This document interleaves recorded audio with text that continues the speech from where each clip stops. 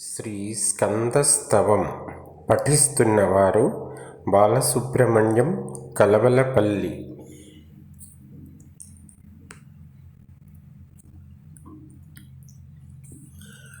ఓం నమః ప్రణవార్థాయ ప్రణవార్థవిధాయినే ప్రణవాక్షర బీజాయ ప్రణవాయ నమో నమః.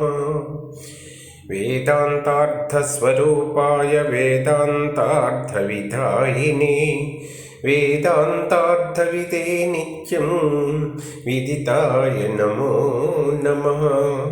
నమో గుహాయ భూతానాం గుహాసు నిహితాయ చ గుహ్యాయ గుహ్యరూపాయ గుహ్యాగమవిదే నమః.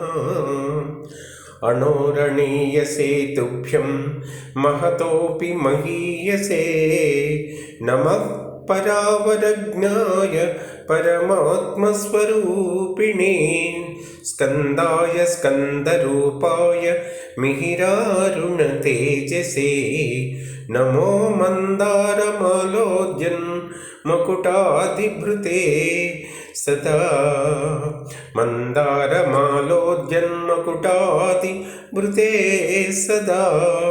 శివశిష్యాయ పుత్రాయ శివస్య శివదాయినే శివప్రియాయ శివయో ఆనందనిధయే నమః.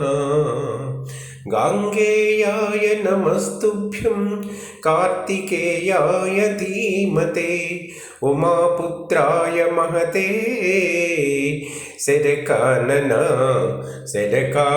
శాయినే షడక్షర శరీరాయ షడ్విధార్థవిధాయినే షడధ్వాతీతరూపాయ షణ్ముఖాయ నమో నమః.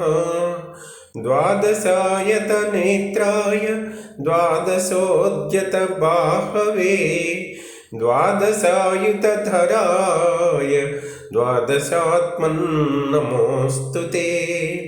చతుర్భుజాయ శాంతాయ శక్తికుక్కుటధారిణే వరదాయ విహస్తాయ నమో అసురవిదారిణే.